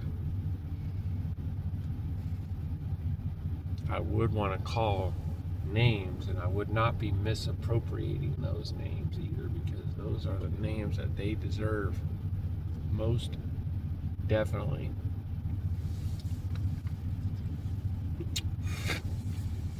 It's telling me I'm going to get there at 9:15. I feel like it was earlier, but it takes a while to do all the things. Got the baby girl all pottied, made sure I warmed the truck up because we were cold and she was cold and she was not liking that very much. Can't blame her, but the little puppy don't know anything about toughing it out, but she's learning, and I'm doing everything I can to make it comfy cozy for her. Pre-trip completed, bin locked down, all tires and lights and everything. I'm gonna pump some fuel.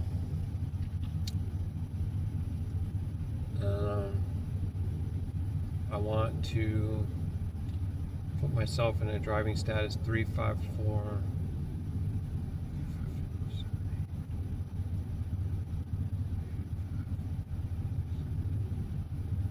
I gotta wait for it to turn just 1 minute, and then because it does 15-minute intervals, and if I lock it in at 5:29, it's gonna mess it up.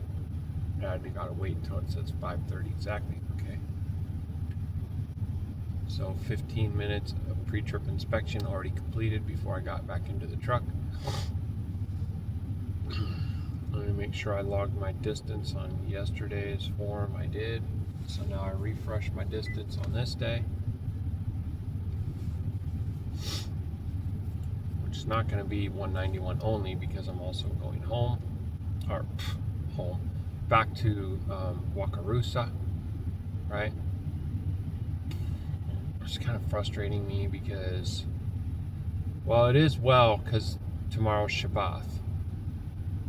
But then I got this Thursday that's dead in the water day. I tried to share a video. Will you please, if you have not watched my video on Thanksgiving, would you please consider watching The Truth About Thanksgiving? It's 33 minutes.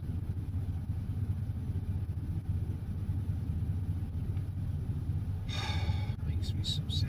They mock us so much.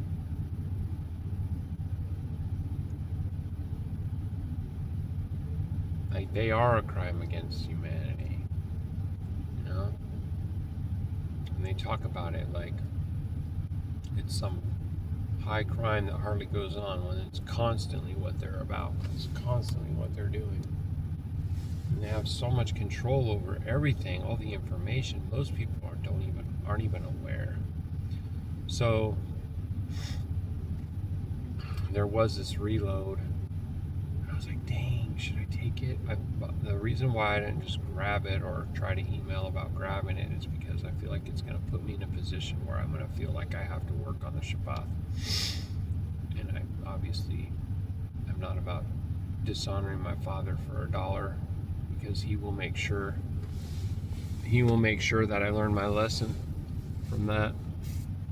Yahuah chastens the ones he loves. So if you get the rod, if you get the discipline, if you get the correction, if you're getting the conviction, that is a very well proof that the Father's love is on you.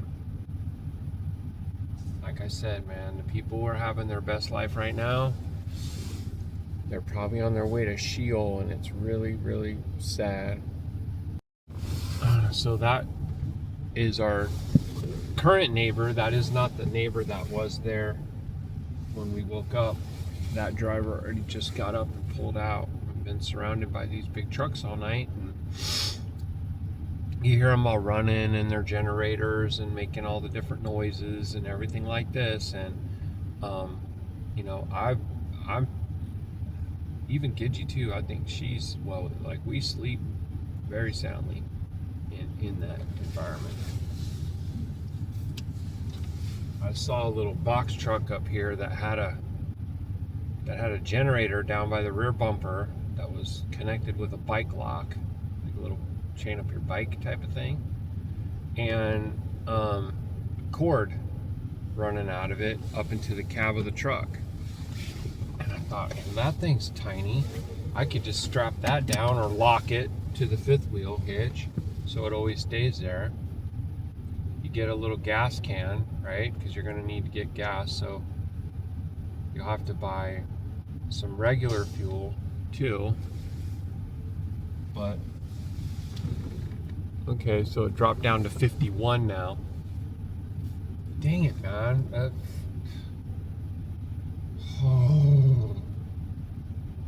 And I do try to check that on the regular, but it's kind of like, why? I went into the adjustments for the Jackery. Sorry, my brain's bouncing around.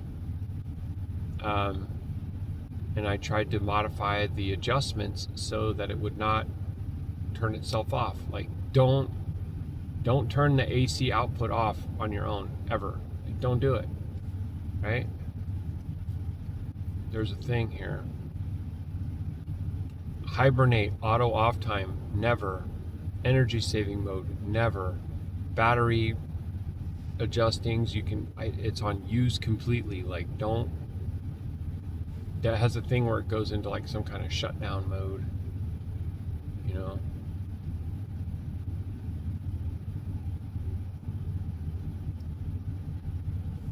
It has fast charging and quiet charging, but the thing is, it's always on fast, and I never hear it make any noise at all. So there's. Oh, I don't want to. No, I do not want to unbind. That is silly.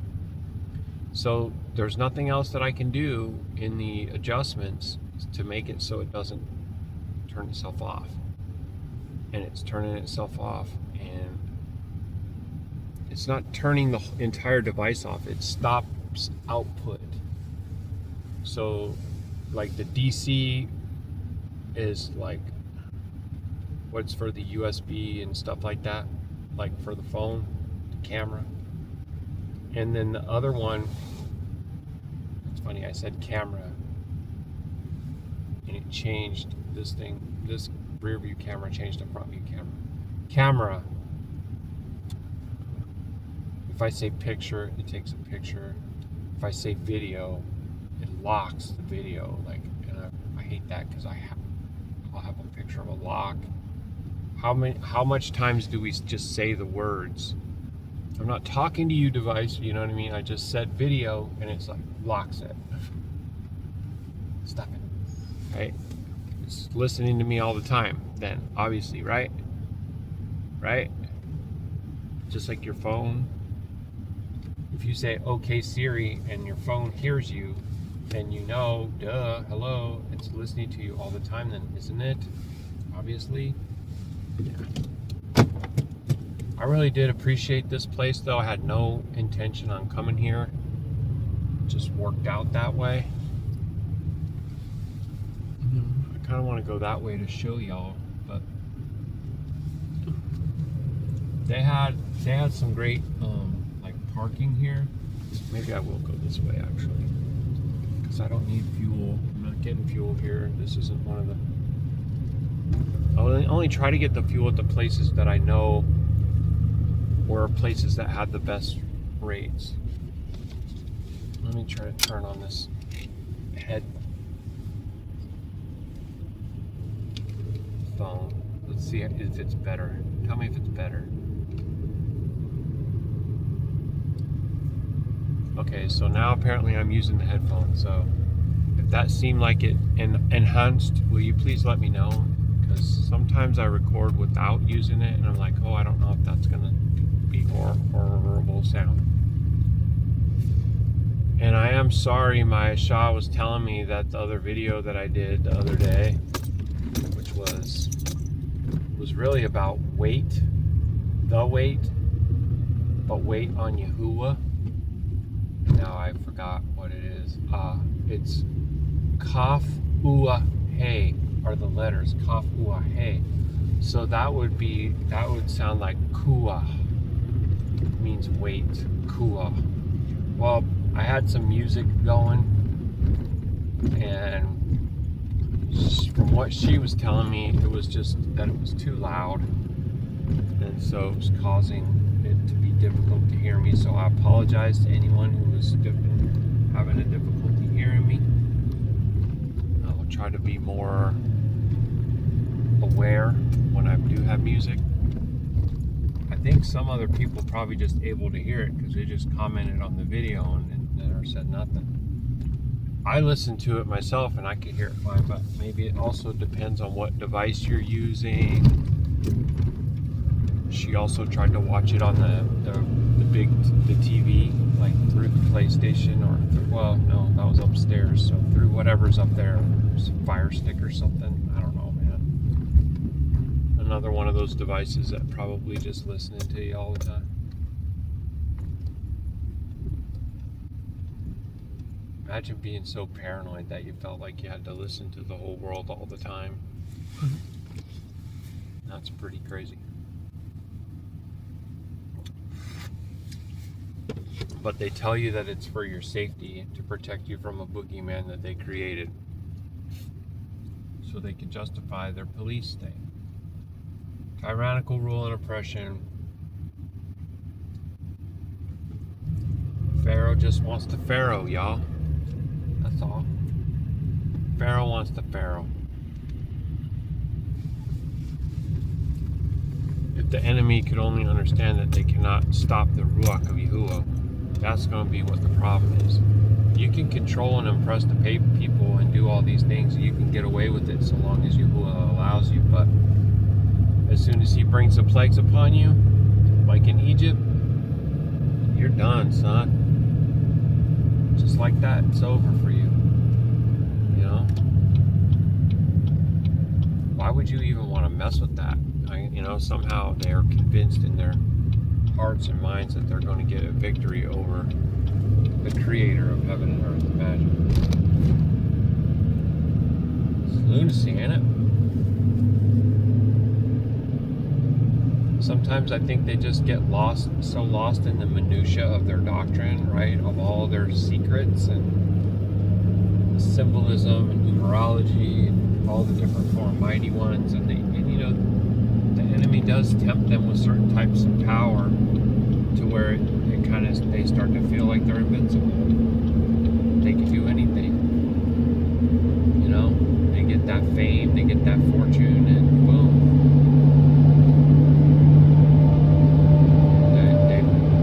They sacrifice their own mama and their own baby just to be famous and on TV. You know what I'm saying? Alright, so we are on 90 East. Sorry, getting out of your way, mister. Just had to pass a big truck, okay? If you're that late, leave a little earlier.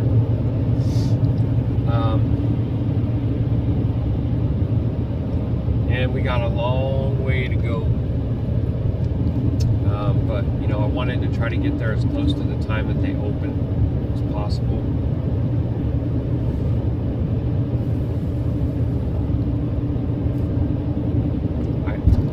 It sucks that I have to have more time being down, you know, because the next drop can only occur on the 28th. It's like the window is the 28th and then the 4th.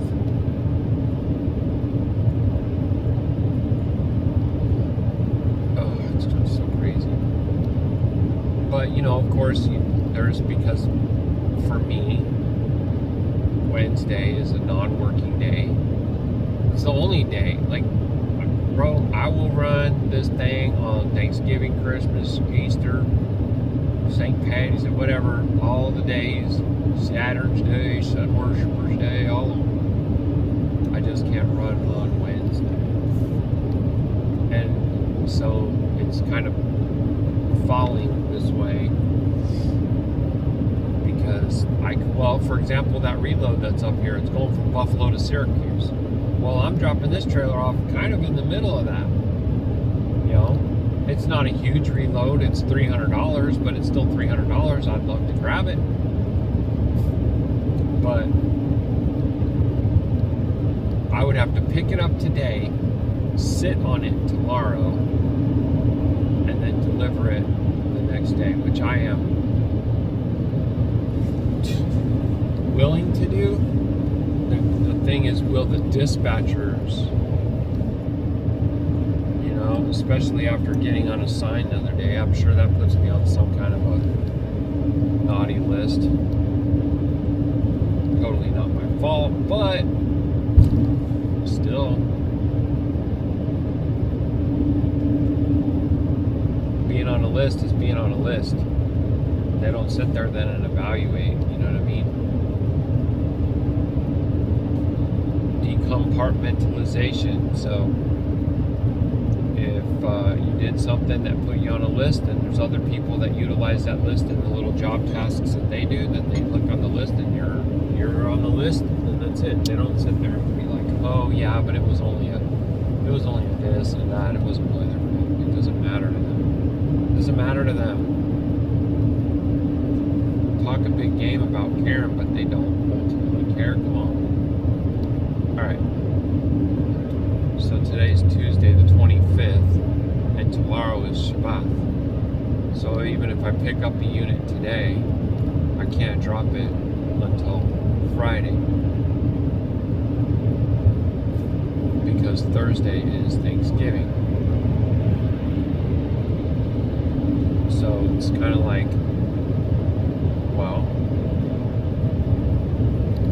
excuse me. I'll try to see if it even gives us an option. Watch, I doubt it.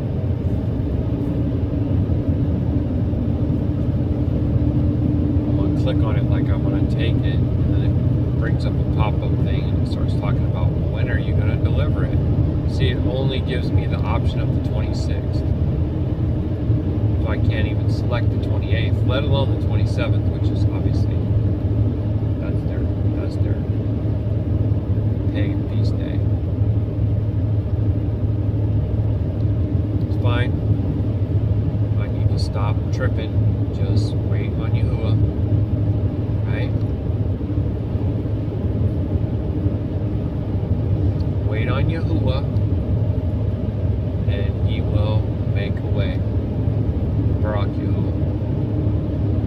So, let me go ahead and knock out some of these miles and just get back with you all whenever Yahuah calls. Like I said, 185 miles is what we're looking at. 3.5 hours of drive time remaining is what we're looking at there. Baruk Yahuah. So Shalum Shalum. And we'll talk to you soon, Abba willing. Baruk Atah. Shalom Shalum, family. Making our way across New York, cutting through some small towns. Town of Humphrey, town of Ishkuwa, town of Ellicottville, town of Franklinville, stuff like this. I'm on Route 98 North. It's been a lot of stop and goes, a lot of, I got behind a school bus that was going, picking up little ones. I got construction going on, just like right now. It's been a bunch of it, to where it goes to one lane, and they've installed like a traffic light there. So I'm waiting my turn. It says that we have 73 miles to go. My ETA is still about the same, 9:30. I'm wrestling with the idea of doing the turning tolls off again. I got, man, I don't know, maybe call it a phobia, but if I get something that's going up into the northeast, I'm thinking crowded, no parking, no great places to overnight, no fuel discounts,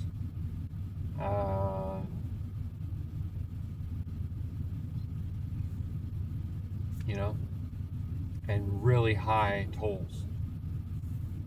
And also not knowing if my transponder, my Easy Pass, even works up here. And the irony is that the state of Oklahoma is the one that actually sent me a bill. right? I guess they like look at your plate, and then they get your address from your registration of the state, and then they mail you a bill. They just log into the website and pay it. I'm saying you just like it's simple, but you shouldn't have to do it at all unless it's an actual separate toll expressway road, not an interstate. We should be able to travel on the interstates without tolls. I say it over and over and over. Nobody listens, but it's frustrating. And if we're gonna have this toll thing with the technology nowadays, just consolidate it all into one transponder. Allow a person to establish an account, put a method of payment, and that you can register through their transponder. It's like insane to have multiple different ones for different states. When you have people traveling from state to state as just part of their work. Just part of their work. Anyway. There's some yapa up and in here. It's interesting how everything looks kind of brown and kind of dead right now, obviously going into winter. I just saw a few patches of snow on the ground right back there. It's telling me that it's 44 degrees here. Truck matches the phone, so I'd say that's pretty accurate. There's a lot of Seneca lands here. Seneca Nation.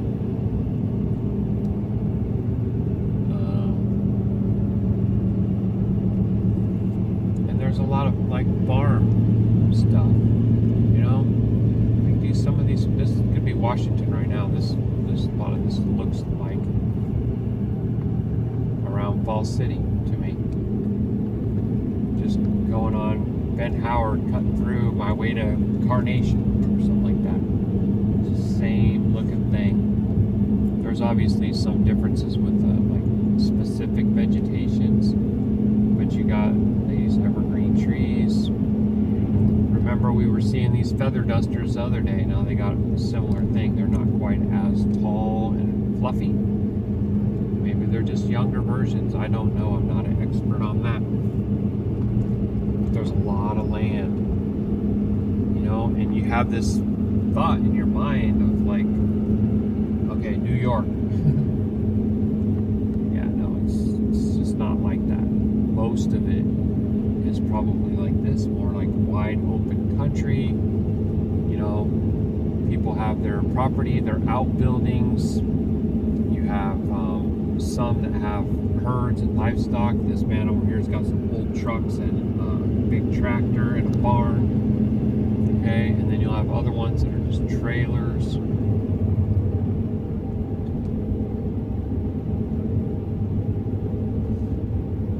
Yahuah. So it's telling me it's 55. But I want a sign to confirm. I'm just going 50 right now. I don't want to go too fast because you pop up on all these little towns. Like, for example, I have to turn in 2 miles. And I've gone through under a few bridges, you guys, where it's not marked or posted what the height of the bridge is, and I thought that was like required. I thought that was like law, but apparently not. And I'm like gritting my teeth going under them because some of them are older, stony with rusty steel, and I'm just like, I don't know if this is like, I don't feel like I'm on a quote-unquote truck route right now. I wish there was a better navigation. And there probably is if I want to pay a subscription. I know there is. And I could subscribe to the same types of route apps or software that trucking companies would use. You know? Because because I feel like as long as the trucks are going through there, I'm okay. And as soon as the trucks aren't going through there, I'm like, yeah, I don't know. But I looked at these and they looked like they're fine, and I went under them and I was fine. But you're still like, you're still like concerned about that. They show you the videos when you go through orientation of somebody who drove the RV up underneath a friggin' trailer and ripped the AC off or whatever. And I'm not about to be the one. I'm out here trying to make a nickel, not spend my whole $1,500 or more. You know what I mean? So, yeah. Anybody knowledgeable about that? Like, how is it that they don't display the height of the bridge on a sign before you get to the bridge?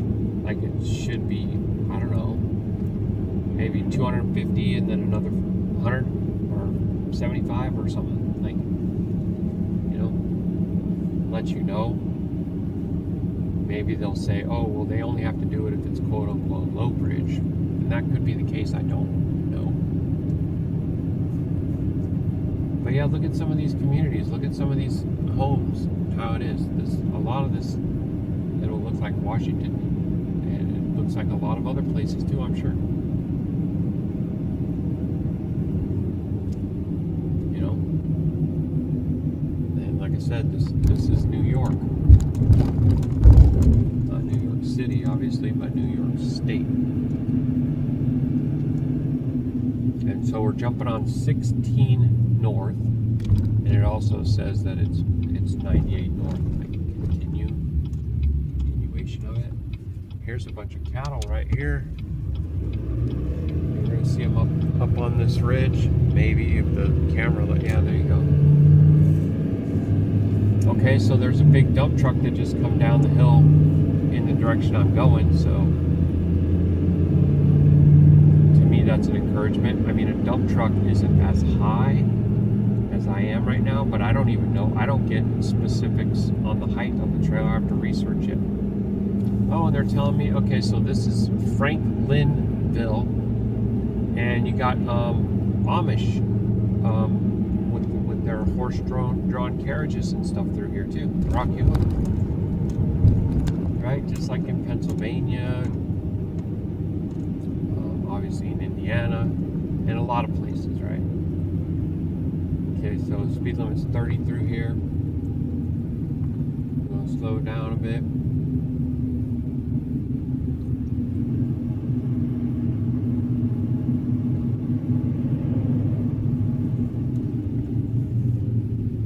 You know what? Maybe I'll stop right here. See about using the potty. Giving Gidgy a chance to go to the bathroom. I really wanted to make myself some more coffee, but I don't know if that's something that I can necessarily do right here. But let me get off of here, guys, and we'll get back on Abba willing shortly. Okay, much love. Shalom Shalom.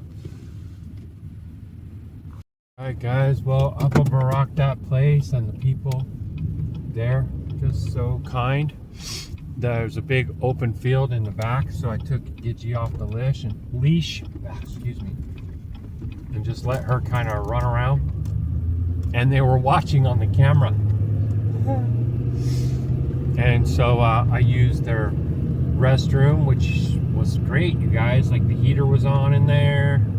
It was clean. It had all the towels. Like, it was pretty great. And I also used their power to make my coffee. Baruk Atah, I was able to use my own, water and coffee grounds and monk fruit and cream, and it's something I really want to try to focus on doing more of.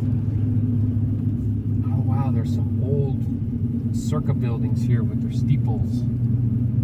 First Baptist, and that one, I don't even see a name on it.